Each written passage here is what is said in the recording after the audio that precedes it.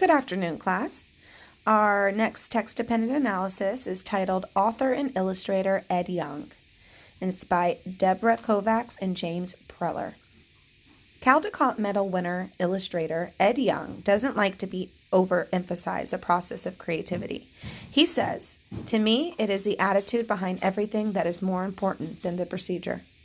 A deeply thoughtful man, Ed Young believes that the creation of art involves much more than technical skill. Drawing and writing, he says, are expressions of the inner rather than the outer person. In practicing the art of calligraphy, Young learned to refine his brushstroke as much as to achieve a greater sensitivity to his craft. In calligraphy, as in life, Young believes that attitude is of prime importance. A person has to know the nature of a brush, the nature of ink in the brush, the nature of ink applied by the brush onto paper. That person has to be friends with all of these in order to see what the brush is capable of doing. It is like training a horse. A person has to know what the nature of the horse is in order to ride it correctly. If the horse knows that the person understands him and gives him every possibility of exploring his potential, the horse will be very happy, and so will the brush. Exploring with a pencil. Once he has selected a manuscript, Young immediately begins by making a series of sketches. The process is similar to an exploration with each sketch. Young searches for the proper tone and image for the story.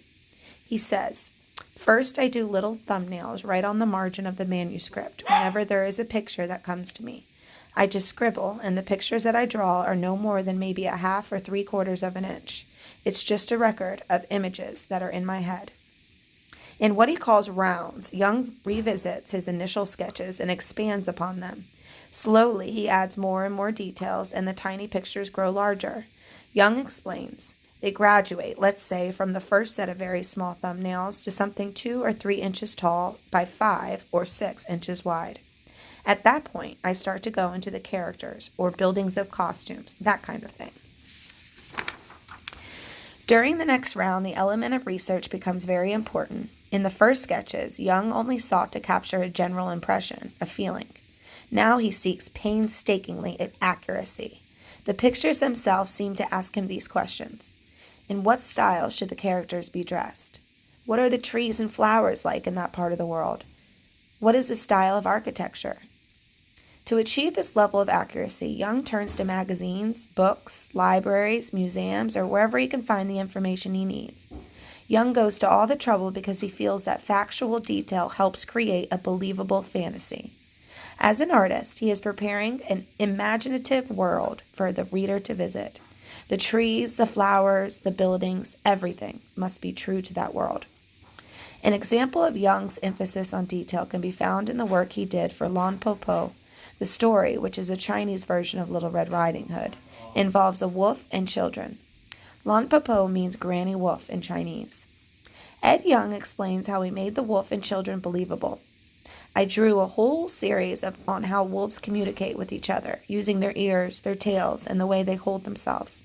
That had to be right because the wolf talks to the children in the story, so he has to be alive to them. Then I had to know how children talked to each other, how they lived in the compound, how the trees would grow. Once you know everything about the story, you can express it in fresh ways. Ed Young was born in China, grew up in Shanghai, and later moved to Hong Kong before eventually settling in the United States. Of his childhood, Young recalls, "Our summer nights were usually spent on the flat roof of a 3-story house that my father designed. Against the background of crickets chirping in the starry night, my father would spin endless tales of his own to entertain our imagination until the heat finally subsided. I have never forgotten the images I saw in my mind as I listened."